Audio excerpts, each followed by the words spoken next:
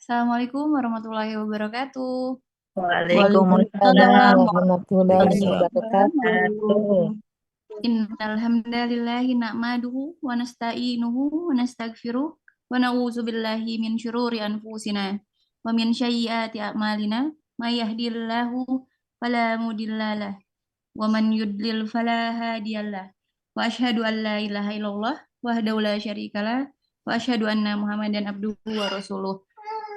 Bapak, Ibu yang kami hormati, Alhamdulillah ini pertemuan kita yang keempat. Temanya akhlak mulia itu indah, maknanya adab makan, minum, salam senyum, bicara baik. Aktivitasnya praktik adab makan bersama. Terima kasih untuk jamaah yang sudah hadir, terutama kepada Ustadz Dodi Al-Jambari yang selalu setia menemani kita, mengajarkan kita dengan penuh kesadaran, beserta istri dan keluarganya, Umi Evi yang tercinta, yang terkasih, yang penuh dengan keindahan kalau saya bertemu dengan beliau, Masya Allah. Terima kasih juga untuk Bu Ida, Pak Mimin, Pak Nandar, beserta istri, Bu Ima, beserta Kak Dina, Bu Fauzana, Abah Usair, ada Mbin, dan semuanya yang tidak bisa saya sebutkan satu persatu.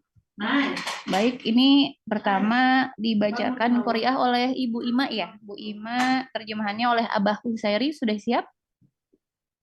Quran surat Al-Qalam ayat 4 ya Teh. Siap. Iya, betul Ibu. Tafadol.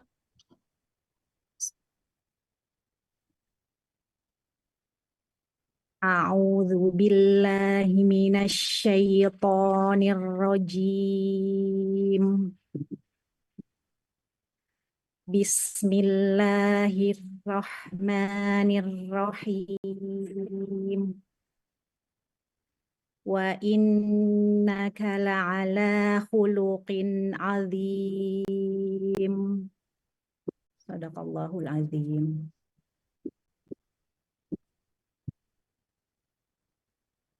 Sudah Teh? Baik, Abah Husairi, silakan untuk terjemahannya. Surah Al-Qalam ayat 4. Tafadol. Dan sesungguhnya engkau benar-benar berbudi pekerti yang luhur. Maka kelak engkau akan melihat dan mereka orang-orang kafir pun akan melihat.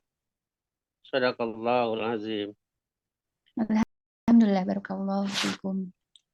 Boleh kami sekarang persilakan kepada Ustadz Dodi Al-Jambari untuk mengisi kajian. Kami persilakan. Baik, syukuran jazakumullah khair. Bismillah. Assalamualaikum warahmatullahi wabarakatuh. Waalaikumsalam warahmatullahi wabarakatuh. Alhamdulillahilladzi bi ni'matihi tatimmus shalihat. Alhamdulillahilladzi anzalna sakinata fi qulubil mu'minin walladzi anzalna qur'ana fi qulubil muslimin. Asyhadu an la ilaha illallah wahdahu la syarika lah. Asyhadu anna Muhammadan abduhu wa rasuluhu la nabiy wa rasul ba'da. Allahumma shalli wa sallim wa barik ala nabiyyina Muhammadin wa ala alihi wa sahbihi wa mawala wa la haula wa la quwata illa billah. Loh, ini ada Bu Nunu. Ya, Bu Nunu baru baca chatnya. Udah Walah. keluarganya kemudian Baiklah. saya Bunda. Ustaz Dodi, Baiklah. Baik. Ala kulli hal. Ahlan wa sahlan hayyakumullah fi hudurikum. Bude Darmi, Mbak Dina, Mbak Yani, Uni Fauzana, Abah Husairi yang saya cintai. Ibu Ida, Bu Ima, Bu Indah, Umu Azla, siapa lagi? Udah kesebut semua ya. Mas Tantar tentunya ya. Baik, Bapak Ibu yang dirahmati Allah SWT, ada kebersyukuran lagi-lagi adalah sebuah keniscayaan yang kita memang diciptakan oleh Allah SWT untuk itu. Kita buka dulu yuk dari mulai surat 16 ayat yang ke-78. Di ayat itu Allah SWT menyatakan a'udzubillahi minasyaitonir rajim. Wallahu akhrajakum min butuni ummahatikum la ta'lamuna syai'a wa ja'ala lakum as-sam'a wal absara wal af'idah la'allakum tashkurun. Jadi ketika Allah SWT mengeluarkan dari perut ibu, tidak ngerti apa-apa, tidak tahu apa-apa, kemudian Allah SWT menjadikan pendengaran, penglihatan, dan nurani, la'allakum tashkurun, agar kalian bersyukur. Jadi, kita yang punya bayi, kita yang jadi orang tua, kita yang sebentar, mohon izin.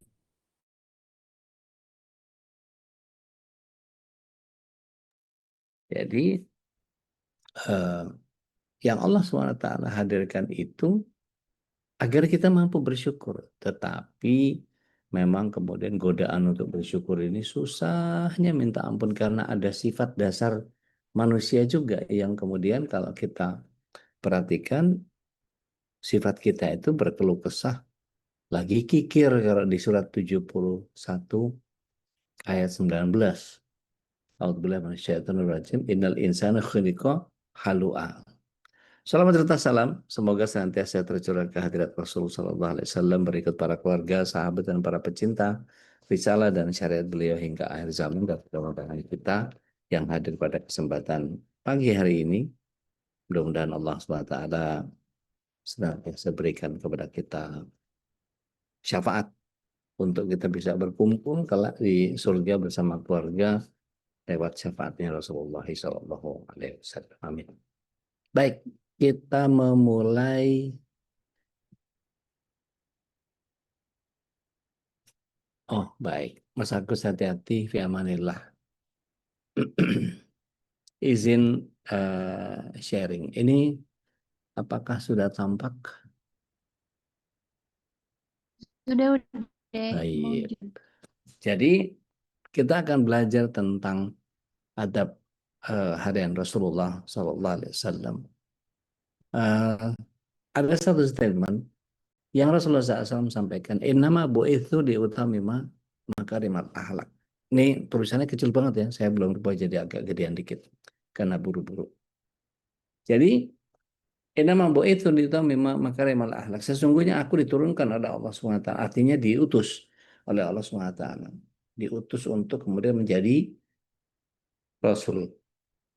Rasul itu penyampai risalah. Jadi jangan kaget kalau kemudian nanti ada Jibril yang juga disebut dengan Ar-Rasul.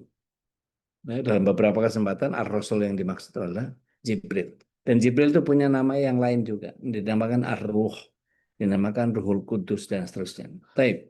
Ala kulli hal. Mari kita lihat bahwa betapa pentingnya adab dalam keseharian kita. Mulai dari ketika kita bertemu dengan orang lain. Pertama kita buka mata pasangan kita, buka pintu kamar anak kita, buka rumah di ruang tamu ketemu sama pembantu atau orang yang lain lagi. Begitu buka pintu ketemu tetangga dan seterusnya dan seterusnya. Makin lebar kita membuka pintu untuk kita menghadirkan diri, makin banyak kita berinteraksi dengan orang. Maka disebutnya adab ini cerminan keimanan. Kalau orang kemudian menjadi punya ilmu, maka adabnya pasti luar biasa. Kira-kira nih, kita di grup, gitu ya, kita di grup. Kira-kira boleh nggak karena nggak suka, terus tiba-tiba live nggak pakai pamit gitu, boleh nggak? Adab itu? Tidak boleh, Nggak harus boleh. punya adab. Iya, adab itu. Apa datang tanpa muka, pergi tanpa Tanpa punggung, punggung. gitu. Nah, kalau kita baru ditegur sekali soal jualan apa membombardir, diingetin gitu doang, terus ngambek keluar, nah itu nggak punya adab namanya. Itu apa ya? Belajar adabnya kurang jauh. Jadi para ulama dulu, coba lihat, ulama itu belajar adabnya 20 tahun, baru setelahnya sekitar 4 tahun belajar ilmunya. Jadi orang itu di, dipelajari adabnya dulu. Bagaimana cara dia berhadapan dengan orang, bagaimana dia melakukan sesuatu. Artinya gini, kalau ada di satu organisasi misalnya, ada ketua, ada sekretaris, ada bendahara, ada pembantu umum, ada ketua bidang, dan seterusnya dan seterusnya. Kira-kira perlu diminta nggak? Misalnya ada meeting, perlu diminta nggak ada minutes of meeting atau agenda hari ini meetingnya adalah ini, perlu diminta nggak? Kalau dia punya adab, nggak perlu. Karena sebagai seorang sekretaris dia harus tahu betul gitu dan nggak perlu diminta gitu. Dan ketika misalnya nih ada seperti kita bekerja sama dengan kelompok lain misalnya, kita MKI akan bekerja sama dengan beberapa pihak yang lain. Itu kira-kira hasil dari progres setiap harinya ketika ada kerjasama, ada kolaborasi, ada ide-ide yang kemudian muncul sebagai sebuah adab. Perlu dipaparkan nggak supaya setiap orang bisa terlibat? Ini termasuk adab. Gitu. Jadi kalau orang masih belum bisa berorganisasi, nah biasanya bagian adabnya agak nggak beres, gitu ya.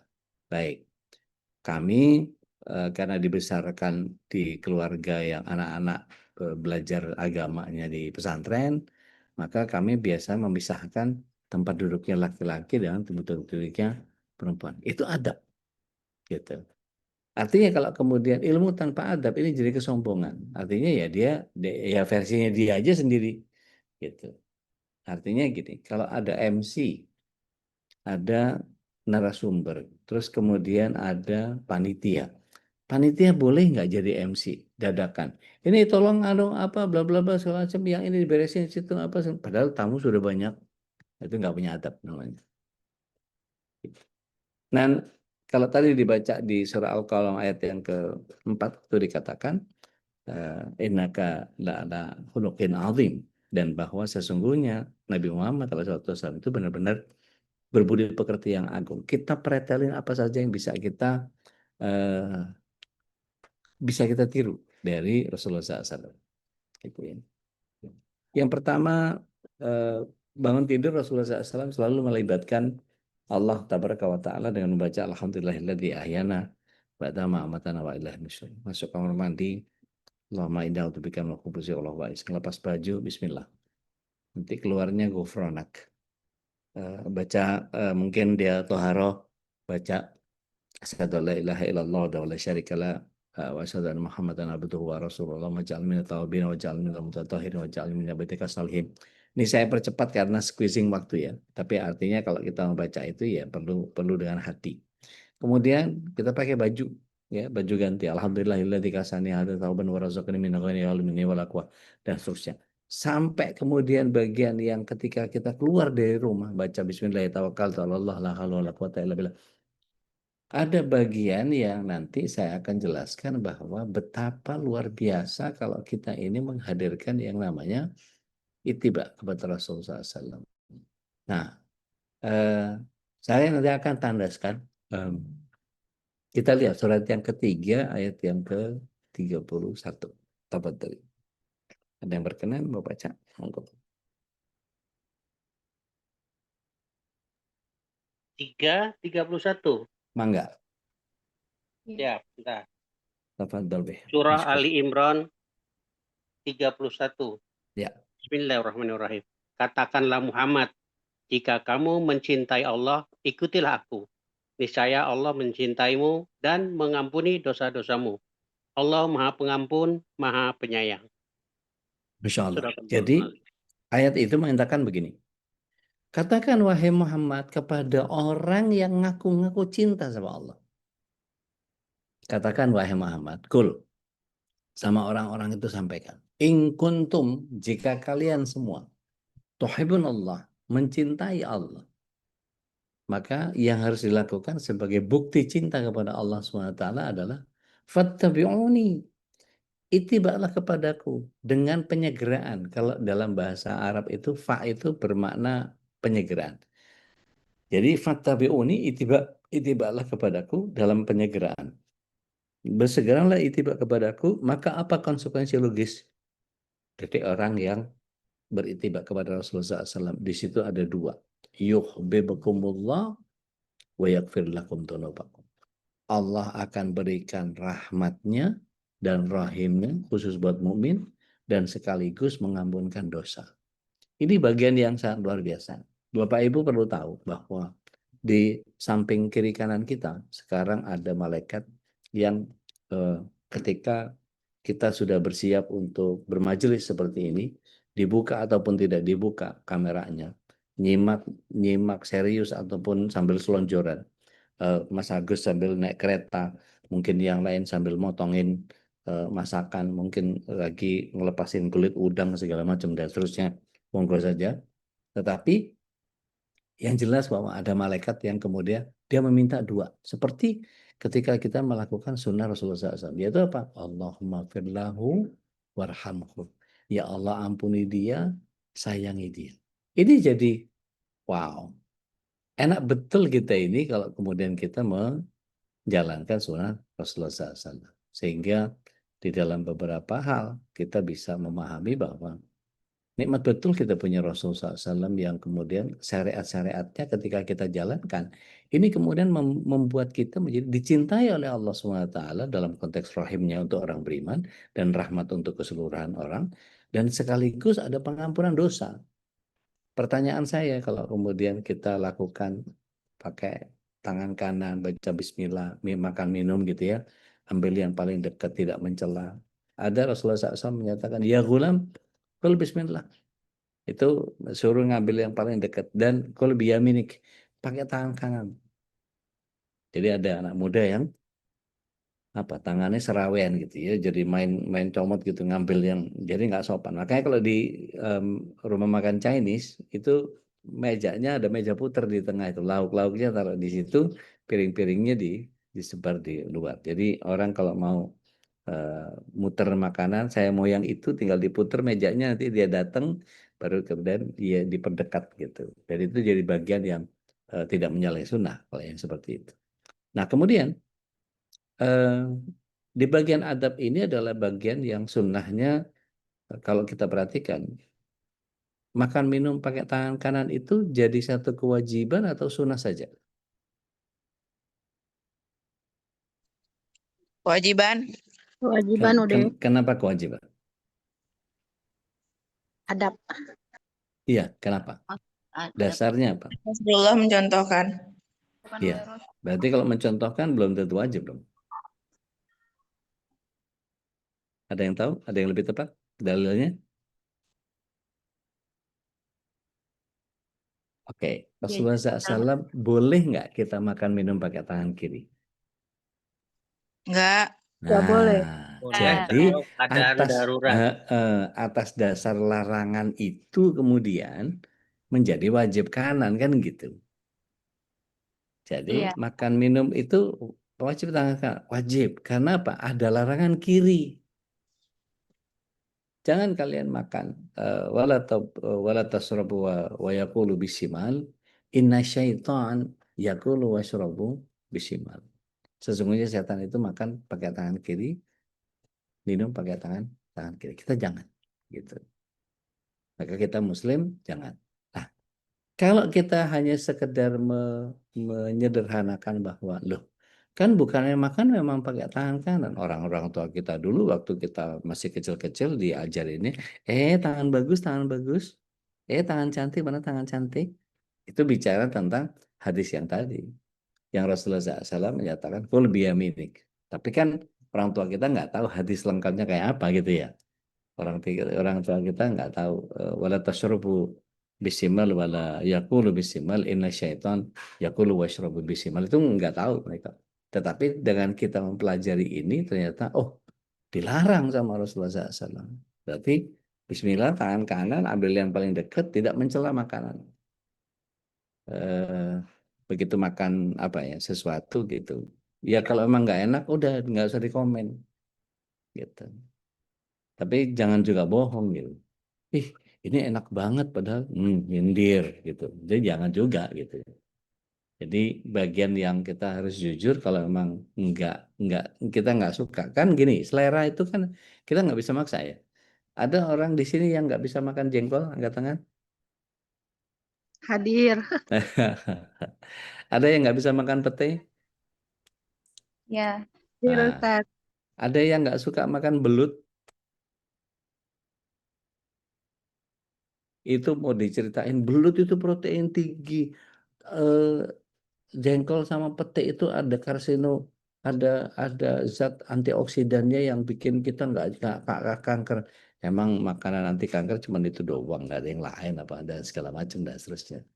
Jadi ketika kita memahami bahwa ada yang nggak suka dengan ini, nggak suka dengan itu, maka kalau dia misalnya gitu, berarti di lauk itu ada rajangan pete gitu. Padahal ada ikan asin. Ikan asinnya kita suka, tapi ada petenya itu, aduh, mau diambil gimana? Ntar kopek-kopek petenya yang nggak dimakan, tetap aja bau pete gitu kan ya. Ah udahlah, nggak usah makan. Maka nggak usah bilang bahwa, saya nggak suka pete loh, anu loh gini gitu apa segala macam. Jangan. Itu nggak ngergain orang. Artinya dalam belajar adab itu sebetulnya ada kitab yang paling bagus, Adabul Mufrad, sama Riyadhus Shalihin, sama satu lagi Arba'in Nawawi. Itu kalau dipelajari, masya Allah. Gitu. Isinya adalah adab-adab semua. Nah, Bapak Ibu yang dirahmati Allah SWT, Rasulullah SAW itu dikenal mudah tersenyum atau gampang tersenyum. Jadi kalau Rasulullah SAW berhadapan sama orang itu, setiap orang pasti merasa bahwa dia dicintai sama Rasulullah SAW. Karena apa? Nggak pernah lepas. Wajah Rasulullah SAW itu nggak pernah lepas dari orang yang diajak ngobrol. Nggak pernah tuh sambil main HP, terus dia apa sibuk ngapain, apa segala macam. Enggak. Penuh atensi. Dan beliau yang jadi luar biasa itu adalah menghadapkan bahunya ke orang yang diajak ngomong. Ya. Nggak pernah misalnya ngobrol gitu, buang muka, terus kenapa? Gitu. Nggak pernah. Itu selalu dihadapin badannya, terus habis itu baru diajak ngobrol. Bahkan Rasulullah SAW menyatakan senyummu di hadapan saudaramu adalah sedekah. Tapi kalau ada QRIS, ini jangan disenyumin ya, di scan. Di scan. Katanya senyum sedekah, Ustaz. Enggak. Kalau QRIS jangan disenyumin gitu ya, tetap sedekah. Artinya ketika kita praktek mencoba membiasakan senyum saat menyapa keluarga dan jamaah, dan perlu diketahui bahwa mungkin ada yang mencoba untuk belajar public speaking itu izin. Bapak Ibu akan bisa mendengar dengan jelas mana yang lebih menyenangkan, mana yang tidak terlalu menyenangkan. Ini saya kasih contoh ya. Saya kasih contoh saja. Misal, coba Bapak Ibu tebak nanti. Iya Mas Agus, pete jengkol enak keduanya misalnya. Oke, izin ya. Jadi kira-kira Bapak Ibu bisa menebak mana yang saya eh, akan bacakan, tetapi yang lebih terdengar menyenangkan itu yang mana? Ini saya baca tanpa memperlihatkan eh, video ya. Saya tutup kamera dulu sebentar. Coba ditebak, kira-kira mana dari bagian yang saya ucapkan. Yang pertama dengan yang kedua. Yang lebih terdengar nyaman di telinga yang mana? Saya akan baca hadisnya. Senyummu di hadapan saudaramu adalah sedekah. Hadis riwayat At-Tirmidzi. Yang kedua, senyummu di hadapan saudaramu adalah sedekah. Hadis riwayat At-Tirmidzi. Yang mana yang lebih menyenangkan didengar? Kedua, Kenapa? Ada nadanya. senyumnya. Tegasan. Jadi, bukan penegasan. Jadi kalau saya gunakan smiling voice, 5 cm, smiling voice. Jadi yang pertama saya baca, senyummu di hadapan saudaramu adalah sedekah. Hadis riwayat At-Tirmidzi. Lempeng. Kedua bahasanya lebih hangat udah. Ya, karena saya pakai bahasa smiling voice. Senyummu di hadapan saudaramu adalah sedekah. Sama, nadanya sama. Tetapi orang lebih senang mendengar, lebih nyaman mendengar secara jujur, lebih senang mendengar smiling voice. Nah, kami 12 tahun di radio itu harus yang namanya smiling voice itu. Tarik 5 cm bibirnya. Dan kita tahu bahwa wajah kita itu kalau lebih sering tersenyum, ada 16 otot di muka kita yang berinteraksi. Tapi kalau kita cemberut, itu 24. Jadi makanya kalau orang gampang cemberut, cepat tua. Coba lihat Abu Husairi, kan senang senyum beliau, kelihatan lebih muda. Kalau ditanya, umurnya berapa? Paling 43, 47, 43, 47, Be. Masya Allah, 64. Masya Allah, kan kebalik tuh jadinya. Kelihatan kayak 46, ternyata 64. Allahu Akbar. Karena beliau lebih banyak tersenyum, ngomong sama orang tersenyum. Nah, ini praktek ala Rasulullah SAW itu seperti itu. Dan ini bagian yang kemudian biasakan kita tersenyum untuk menyapa siapapun. Bahkan cuman sekedar ngetik gitu ya. Assalamualaikum warahmatullahi wabarakatuh. Itu biasakan juga senyum. Vibes-nya akan nyampe ke orang. Gitu. Orang kalau misalnya kita mau coba eksperimen. Coba datang ke satu tempat yang ada liftnya, gitu ya. Eksperimen waktu naik, kita berdiri persis di depannya pintu, kemudian sambil cemberut. Begitu buka pintu, ngelihat orang semua cemberut, dia akan otomatis langsung cemberut. Apaan sih orang, nggak jelas banget gitu. Tapi kalau kemudian pas turunnya, kita balas dengan senyum, kita berdiri di depan lift. Begitu kebuka, senyum. Kenal nggak kenal itu pasti dia ikut senyum, meskipun cuma senyumnya cuman apa, mengsong, cuman gitu doang tuh.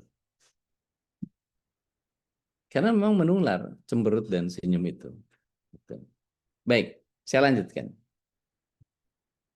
Ada bicara. Rasulullah SAW itu kalau bicara jelas, lembut, dan tidak berlebihan. Secukupnya saja. Dan Rasulullah SAW menyatakan, dikatakan bahwa waman yu'minu billahi wal yawmal akhir falyaqul khairan aw liyasmut. Barang siapa beriman kepada Allah dan hari akhir, maka hendaklah dia berkata baik atau diam. Ini hadisnya panjang. Jadi ada 3 poin yang Rasulullah SAW sampaikan. Jadi man kana yu'minu billahi wal yawmal akhir falyukrim dha'ifahu, ya, memuliakan tetangganya. Man kana yu'minu billahi wal yawmal akhir falyukrim jarahu, dia memuliakan tetangganya. Memuliakan tamu, memuliakan tetangga, dan bicara baik. Nah, jadi kalau ngeprank apa segala macam itu nggak boleh di kita. Adanya kita nggak punya adab itu kalau kayak begitu. Jadi bohongin orang, ngumpetin sendal, ngumpetin tas, ngumpetin dompet, ngumpetin HP, itu nggak boleh dalam Islam. Itu bikin orang resah. Bahkan adabnya seperti itu. Baik, saya lanjutkan. Ada tidur. Kan kita tahu ya, wudhu dulu, kemudian dikebas, apa namanya, tempat tidur kita dikebas 3 kali. Terus kemudian dengan miring tubuh sebelah kanan dulu. Baca bismillah, Allahumma amutu, wah ya. Habis itu ayat kursi. Habis itu 2 ayat terakhir. Aman Rasulullah bima sampai fansurna al kaumil kafirin. Habis itu 3 kul. Gitu. 3 kul, habis itu setelah itu ngapain? Baca 3 kul itu disapu di telapak tangan, kemudian disapu ke seluruh tubuh sampai 3 kali. Jadi Al-Ikhlas, Al-Falaq, An-Nas, Muawwizat itu kemudian disapu ke tubuh, tiupkan, habis itu sampai 3 kali. Terus sampai terakhirnya adalah kita berzikir. Kata Nabi Ibrahim alaihissalam kepada Rasulullah SAW, jika engkau ingin memperbanyak tanaman-tanaman di surga atau memperindah kebun di surga, maka perbanyak bertasbih. Subhanallah, alhamdulillah, wa la ilaha illallah, Allahu akbar, wa la haula wa la quwata illa billah.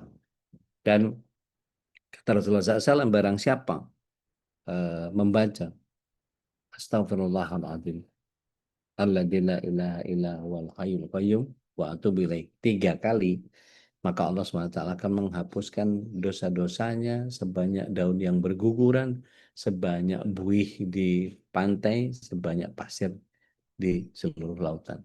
Itu kan wow, dahsyat banget ya kalau kita ngikutin sunnah Rasulullah SAW itu.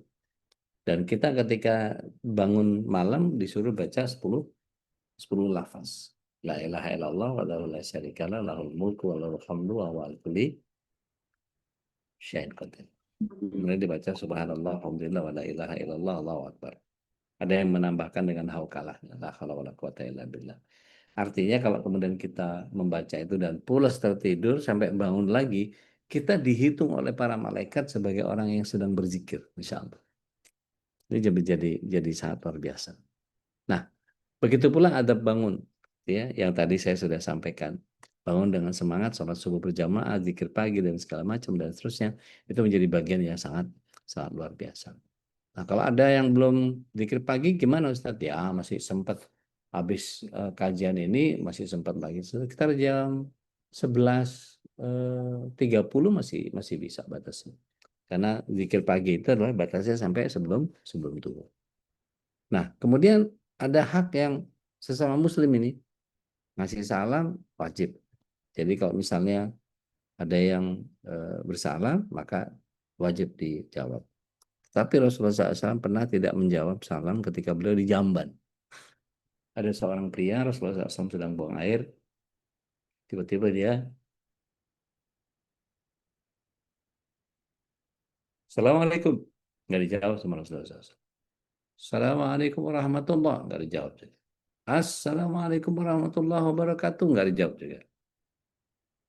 Selesai Rasulullah SAW istinja, kemudian beliau keluar dari jamban, baru kemudian ditanya sama pria ini. Ya Rasulullah, bukankah engkau mengajarkan kepada kami setiap salam itu harus dijawab? Maka Rasulullah SAW tersenyum dan mengatakan sebaik-baik menyebut kata-kata adalah kata nama Allah. Dan aku tidak mau menyebut nama Allah di tempat yang kotor. Ini kadang-kadang ada orang ngangkat telepon main enak aja. Aduh, Waalaikumsalam. Tapi di mana? Di toilet. Sambil dia plung gitu. Waduh, ini kan menjijikkan sekali kalau kayak gitu ya. Artinya kalau kita kemudian pahami bahwa anak-anak kita jangan dibiasain untuk melakukan hal yang seperti itu. Nah, Bapak Ibu yang dirahmati Allah SWT, kita memahami bahwa bersalam itu ada adabnya. Yang sedikit kepada yang banyak. Yang naik kendaraan kepada yang jalan kaki. Yang berjalan, yang melintas dengan yang duduk. Yang lebih muda kepada yang lebih tua. Nah, ini bagian dari adab. Penuhi undangan. Nah, ini kemudian jadi perselisihan di antara banyak kawan-kawan. Kalau undangannya dangdutan, gimana tuh? Gitu ya. Kalau undangannya dangdutan, terus kemudian ada musik-musik joget dan gitu, apakah perlu kita datang? Sebagian ulama menyatakan ya datang aja, tapi nggak usah menikmati musiknya. Gitu. Makanya penting buat kita kalau kita kawinan, ya sebisa mungkin musik nggak usah lah. Gitu. Meskipun besan mungkin agak susah dikasih tahu, gitu. Kita sampaikan, kita setel murotal aja, biar orang lebih teduh dengarnya. Gitu. Tapi itu juga jadi salah karena kalau Al-Quran itu di-setel berarti harus didengerin. Gitu. Mari kita lihat surat yang ke-7 ayat 204. Mangga. Ada yang mau baca?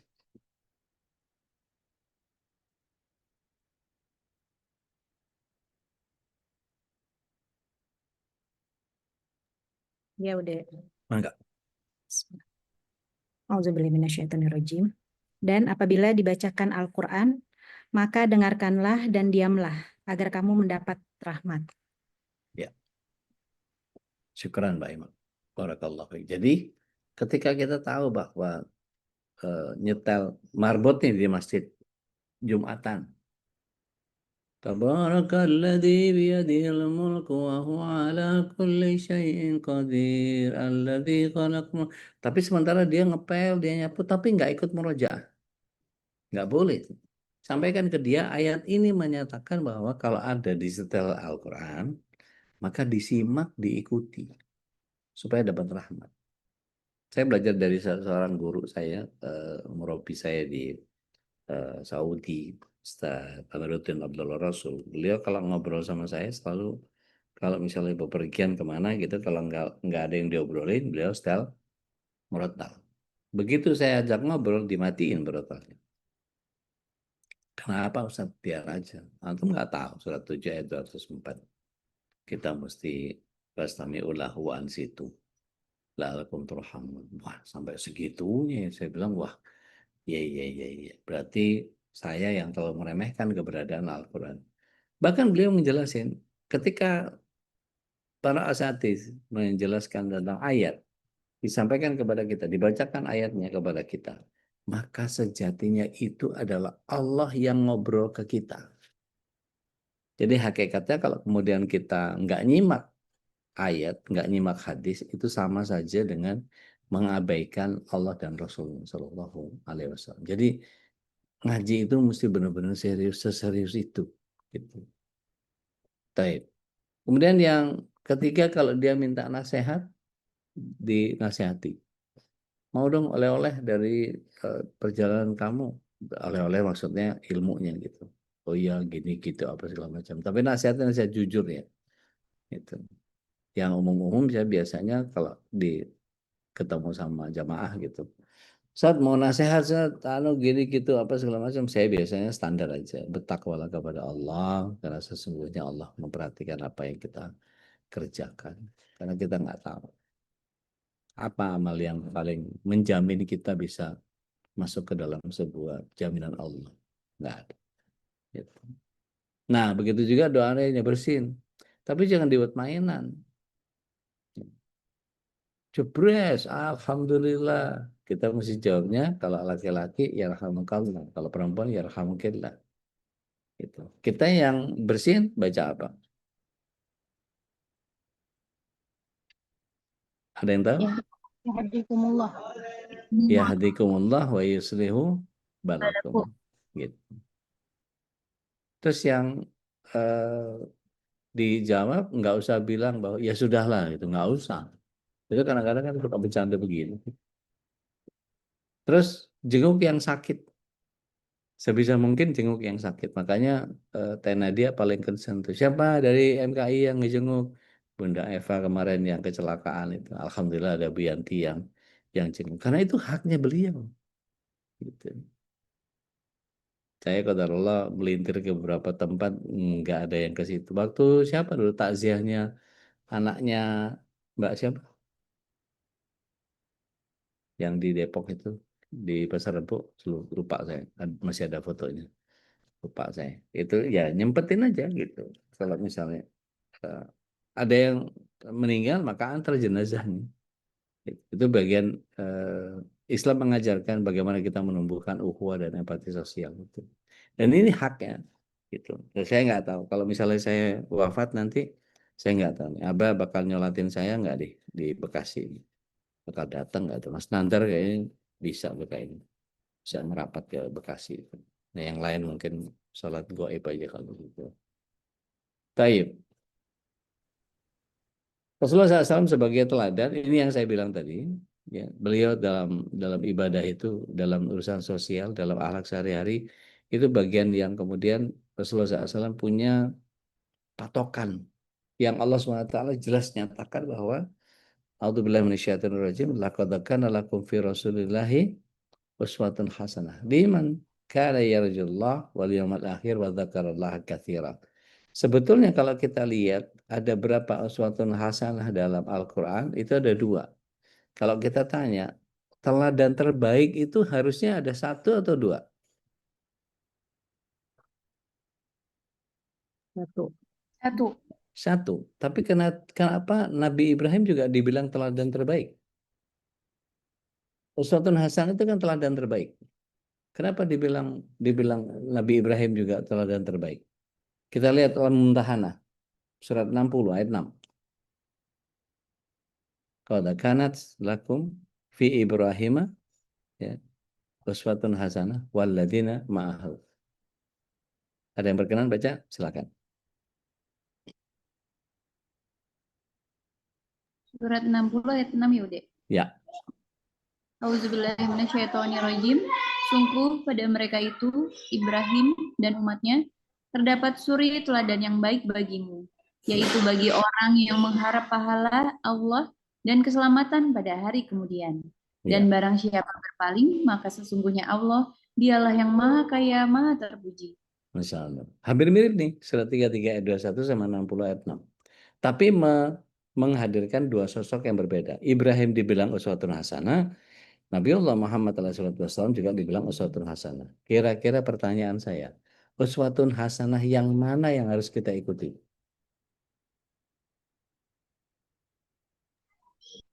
Dua-duanya. Loh, katanya terbaik cuma satu. Nabi Muhammad SAW karena dia Sallallahu alaihi barik alaihi. Tapi kurang lengkap tuh. Oh siap. Ustaz Dori seneng kali ngejebak orang emang. Yuk baca surat 16 ayat yang ke 123.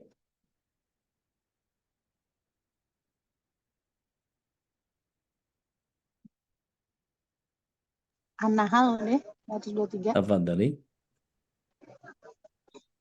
Auzubillahiminasyaitonirrajim.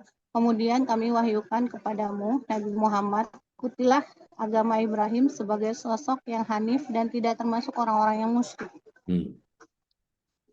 Jadi kalau lihat itu berarti apa?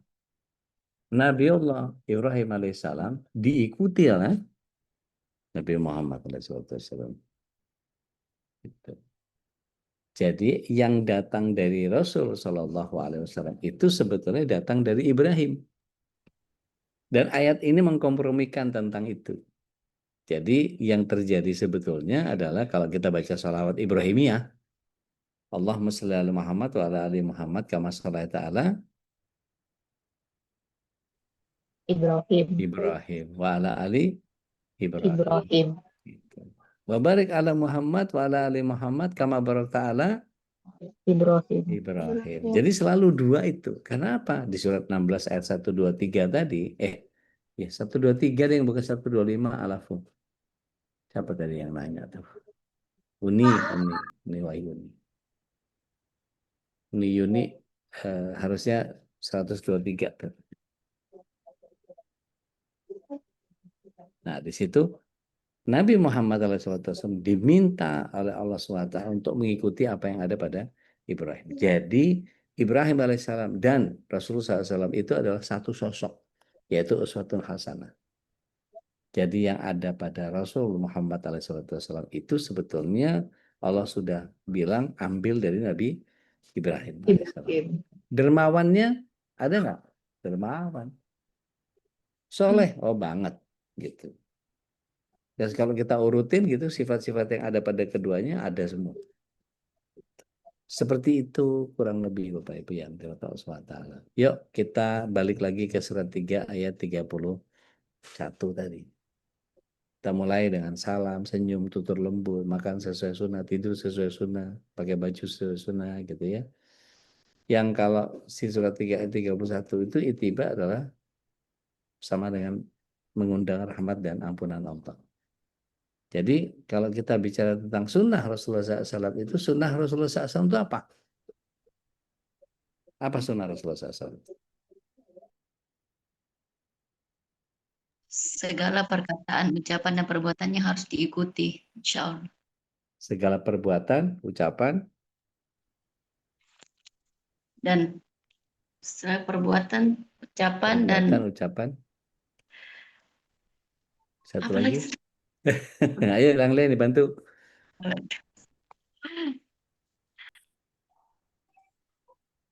Takrir, ya takrir itu apa bahasa Indonesianya nih? Pembiaran. Jadi ketika Rasulullah SAW membiarkan seseorang melakukan sesuatu, kan kalau beliau kerjakan itu artinya mustahab. Ya, beliau fi'li. Kalau beliau ucapkan dari kauli, tapi yang beliau biarkan gitu. Jadi praktek pembiaran yang Rasulullah SAW kerjakan itu masuk sunnah juga. Namanya takririyah. Ya. Nah, mari kita lihat.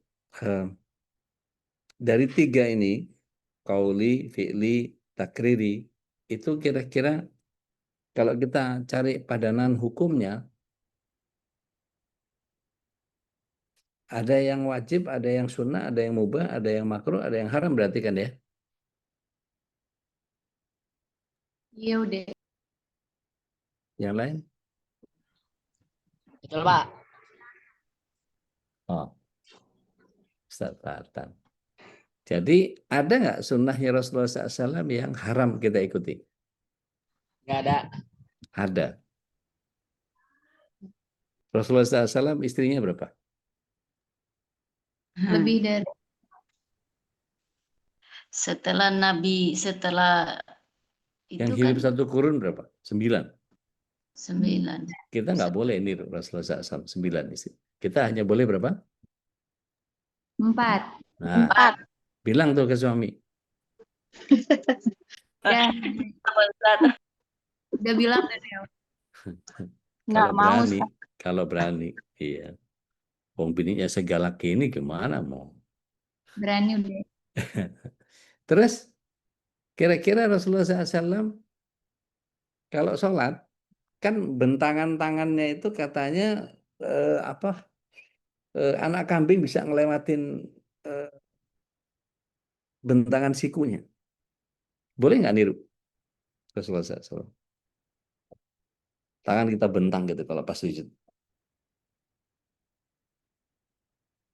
Bolehnya kalau pas jadi imam.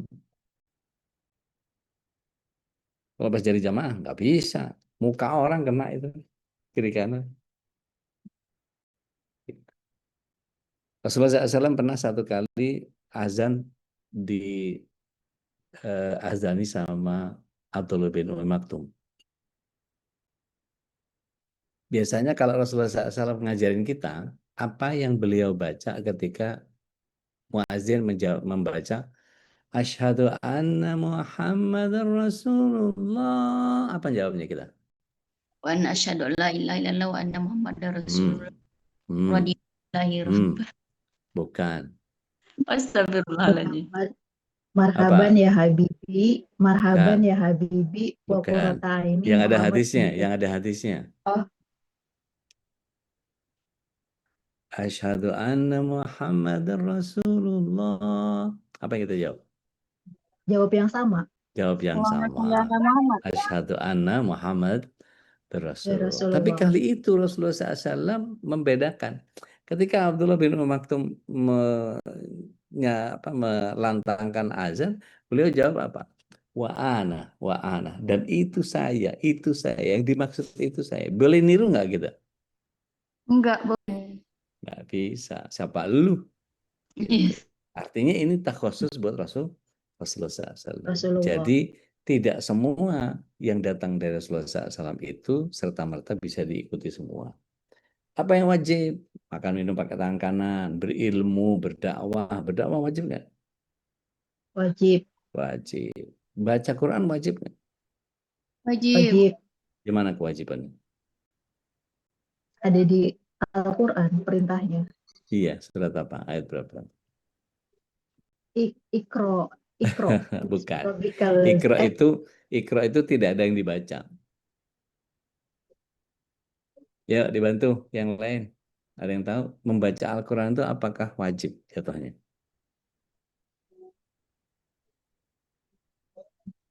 Oke, ragu-ragu semua. Jadi gini, dalam bahasa Arab itu, Ustaz Fatan mungkin bisa ngoreksi. Dalam bahasa Arab itu kalau bahasanya pakai pendekatan fi'il amr, berarti kalimatnya kalimat perintah. Secara usul, kalimat perintah itu hukumnya wajib. Gitu kan ya?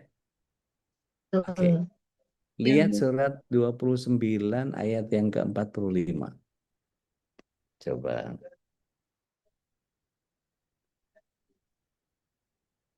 Boleh baca udah. Mangga. Auzubillahi minasyaitonirrajim. Bacalah Nabi Muhammad kitab Al-Quran yang telah diwahyukan kepadamu dan tegakkanlah sholat. Kalau dalam Sesungguhnya bahasa sholat Arabnya, itu- kalau dalam bahasa Arabnya apa bacanya? Utulu ma'uhiya ilaika minal kitab. Ini fiilnya fiil apa ini? Kalau kita tanya Ustadz Fatan, utlu ma'uhiya ilaika minal kitab itu fiilnya fiil apa Ustadz? Fi'il amr, Ustaz. Fiil amr berarti pemaknaannya dia adalah jatuhnya wajib. Maka maknainya adalah wajib bagi kalian membaca Al-Quran. Jadi kalau ditanya, lebih wajib mana sholat sama baca Quran? Baca Al-Quran. Nah, kalau lihat surat 29 ayat 45, kita pasti mengetahui bahwa oh Quran dulu dong, baru sholat. Gitu. Nah, kalau kita nggak belajar Al-Quran dulu lah, sholat pakai baca apa? Gitu. Nah, kurang lebih seperti itu. Jadi, sejatinya kalau sunnah itu bukan lagi difahami sebagai sunnah adalah sesuatu yang dikerjakan berpahala, bila tidak dikerjakan tidak apa-apa. Bukan itu lagi. Itu kelas 5 SD. Maka kita memahaminya kalau surat 3 ayat 31 ini memahami sebagai sebuah bagian yang kita sebut sunnah adalah sesuatu yang dikerjakan mendatangkan rahmatnya Allah. Jika tidak kita kerjakan, kita tidak akan diampuni dosa. Kok jadi berat Ustaz? Ya memang harus begitu. Supaya orang nggak ngeremehin tentang sunnah. Allah cuma sunnah ini. Enggak. Ini enggak cuma sunnah. Sesuatu yang kemudian akan mendatangkan rahmat dan bila tidak dikerjakan, kita nggak dapat ampunan dosa. Wah, itu kayak gimana banget itu. Capek betul gitu. Wallahu a'lam. Bismillah. Ini ada doa yang kita bisa baca sama-sama. Allahumma hasin khuluqi kama hasanta khalqi. Ya Allah, perbaiki akhlakku sebagaimana Engkau perindah diriku. Jadi ini sebagian ada yang mengatakan bahwa ini doa ngaca. Doa bercermin. Ya, doa bercermin. Tapi ini lemah hadisnya. Kalau disandarkan kepada doa bercermin. Tapi sebagai sebuah hadis boleh dibaca. Wallahu a'lam. Oke, saatnya berbagi rahmat. Silahkan kalau ada pertanyaan, ada tambahan, ada sanggahan. Mangga. Ya, mari Bapak Ibu, kalau ada yang masih bingung, masih ingin dipertanyakan, boleh silakan. Assalamualaikum Ustaz. Assalamualaikum warahmatullahi wabarakatuh. Izin yang masalah tadi fi'il amr yang bermakna wajib. Ya. Jadi ternyata di Al-Quran itu ada banyak macam fi'il amr yang ternyata nggak cuma wajib, Ustaz. Oh, oke. Gimana, Ustaz? Saya beri contoh. Ada yang dia gunain fi'il amr, kata kerja perintah, tapi maksudnya adalah sunnah. Contohnya di surat Al-Baqarah yang tentang hutang. Jadi di sana ada kalimat iza tadayantum bidainin ila ajalin musamman faktubuhu. Jadi kalau kamu berhutang itu kalau bisa ditulis.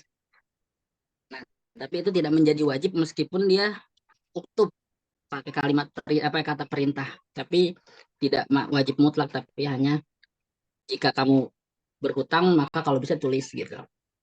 Kemudian ada lagi kalimat fi'il amr tapi maknanya justru permohonan atau doa. Kayak di Al-Qur'an ada Rabbighfir lana di Al-Baqarah. Fir di situ nggak jadi perintah tapi masuknya ke doa. Ada juga sebutannya tahdid. Dia kayak sebutannya tuh Allah nyindir orang-orang yang kayak i'malu masyi'tum ya. Perbuatlah sesuka hatimu. Tapi maksudnya di sini bukan artinya kita harus kerjain sesuatu kita, tapi itu maksudnya adalah kayak sindiran. Gitu. Apalagi ya, Ana ingatnya itu aja, Ustaz. Jadi banyak macamnya. Jazakumullahu khair. Tapi benar yang tadi yang utlu ma'wiya ila qiyamul kitab itu jadi wajib. Itu jadi wajib, betul, Ustaz. Baik. Syukran, jazakumullahu khair. Yang lain monggo. Masya Allah, yang tadi menantunya Ude ya untuk diketahui yang lain. Ya, betul. Itu guru saya. Ya, Ustadz Fatan ya.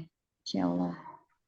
Boleh Bapak Ibu, kalau ada yang mau ditanyakan, mumpung Ude masih bersedia, waktunya masih ada, karena Ude ini lumayan sibuk.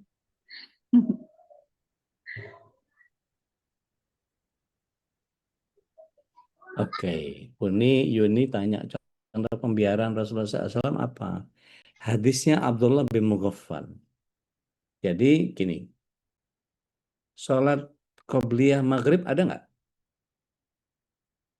Tidak ada. Tidak ada. Maka ketika itu ada orang yang setelah azan maghrib, dia langsung sholat. Seandainya dilarang sama Rasulullah SAW, pasti dicegah. Sholat apaan tuh? Enggak, enggak ada. Gitu ya. Seandainya itu mustahab, pasti Rasulullah SAW mengerjakannya. Gitu. Gitu. Jadi, apa yang dilakukan sama Rasulullah SAW ketika seseorang selesai azan maghrib dia sholat, dibiarkan sama Rasulullah SAW. Maka praktek pembiaran ini disebut dengan sunnah yang sifatnya takrir ya. Gitu. Apalagi di kesempatan yang lain memang jadi kauliyah sih. Masih hadisnya Abdullah bin Mughaffal, maka Rasulullah SAW menyatakan baina adanain sholatun. Di antara dua azan itu ada sholat. Maka ulama kita menyatakan ada yang namanya sholat baina adanain atau sholat di antara dua azan. Dari azan ke qomat gitu. Nah, itu kalau kita lihat di Saudi itu 30 menit sendiri tuh jaraknya untuk mengumpulkan orang supaya 30 menit itu kekumpul semua. Gitu. Kurang lebih seperti itu nih. Baik, karena dia emang enggak. Assalamualaikum, Dek. Waalaikumsalam warahmatullahi wabarakatuh. Mau minta diulang aja penjelasan arahan dari Ude tentang kebanyakan orang berlemah lembut terhadap orang lain. Adabnya diperkuat terhadap orang lain, tapi terhadap keluarga sendiri kadang lupa. Nah, saya mohon arahan. Baik, bismillah. Assalamualaikum ala rasulillah. Ini terlepas dari masalah adab, ini masalah psikologis itu. Jadi orang bisa seenaknya sama keluarga itu karena udah deket. Jadi gak ada tedeng aling-aling, kepengen ngomong apa istilahnya betahak, kentut apa segala macam sama orang dekat itu udah biasa. Jadi tingkat kekurang ajarannya lebih tinggi kalau sama orang dekat. Gitu. Itu dari sisi psikologi. Tapi kalau dari sisi adab harusnya enggak. Gitu. Harusnya enggak. Kepada keluarga pun dia harus baik sebagaimana Rasulullah SAW, kepada orang lain pun dia juga harusnya baik. Gitu. Jadi kalau ada orang yang baiknya sama orang sama keluarga jahat, berarti ada sifat nifak dalam dirinya. Gitu. Sama orang aja. Gitu. Anak kita deh.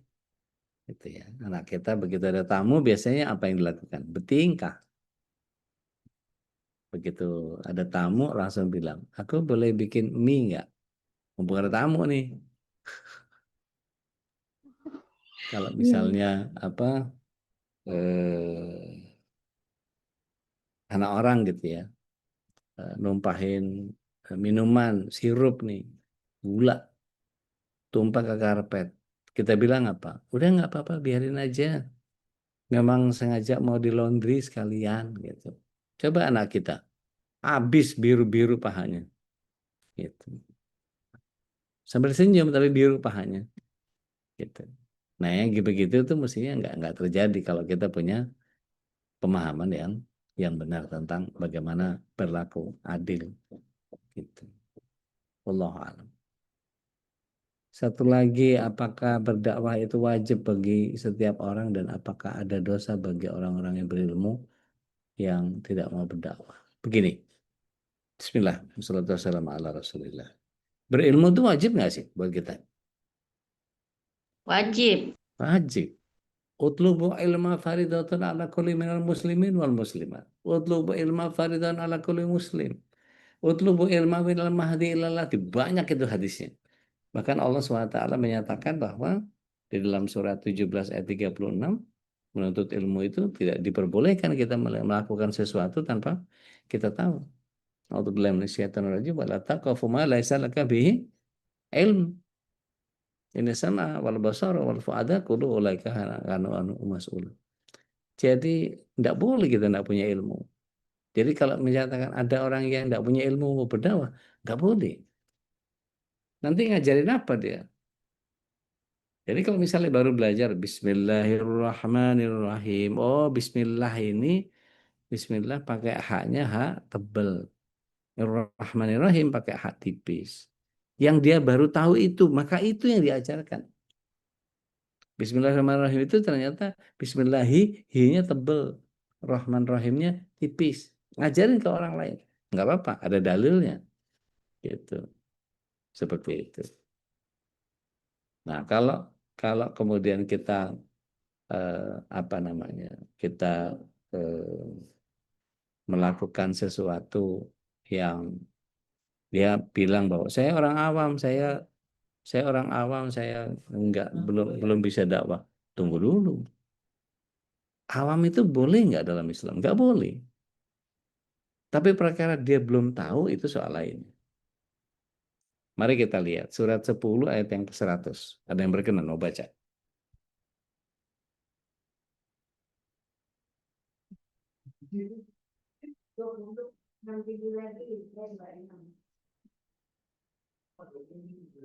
Ya udah, Mangga. surat Yunus ayat 100. Auzubillahiminasyaitonirrajim. Dan tidak seorang pun akan beriman kecuali dengan izin Allah. Dan Allah menimpakan azab kepada orang yang tidak mengerti. Serem amat itu ayat. Pemakan oleh nafsin la yu'min illa bi'idznillah. Iman itu hanya atas izin Allah diberikan. Perhatikan frasa keduanya. Wala rijza 'alal ladzina la ya'qilun. Dan Allah memberikan azab kepada orang yang tidak mau mengerti. Bagaimana dia tidak mau mengerti? Karena dia tidak mau belajar. Jadi ada satu dosa yang tidak bisa dihapus dengan istighfar. Dosanya orang nggak mau belajar. Gitu nih. Jadi kalau dia nggak punya ilmu untuk berdakwah, maka ajak aja. Gabung yuk ke Madani, gabung yuk ke MKI, ada kajian gini. Sementara kita nggak bisa ngasihnya gitu. Atau kita kasih buku, atau kita kasih rekaman kajian, atau kita kasih, karena kita ingin berdakwah. Artinya ilmu kita baru sampai situ. Bukan kita yang menyampaikan, pinjam lisannya Ustadz. Gitu. Seperti itu nih, wallahu a'lam. Mudah-mudahan bisa dipahami. Taib, udah jawab 10 teh, punten. Kita masih ada kegiatan yang lain lagi, mudah-mudahan jadi amal ibadah buat kita insyaallah. Saya kembalikan ke Teh Nadia, mangga. Ya, syukron udah atas pemaparannya.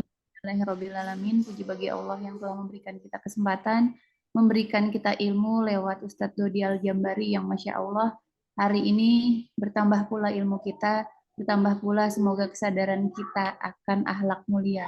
Sejak bangun sampai tidur, semuanya dirangkai dengan indah oleh Al-Quran.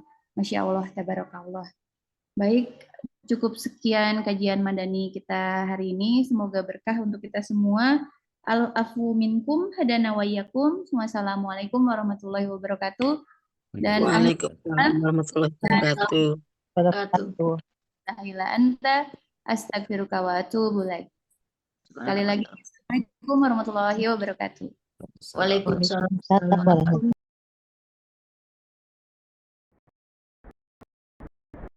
Allahumma bil Qur'an waj'alhu lana imaman wa nuran wa hudan wa rahmah. Allahumma zakkirna minhu ma nasina, علمنا منه ما جهلنا وارزقنا تلاوته آناء الليل وأطراف النهار واجعله لنا حجة يا رب العالمين.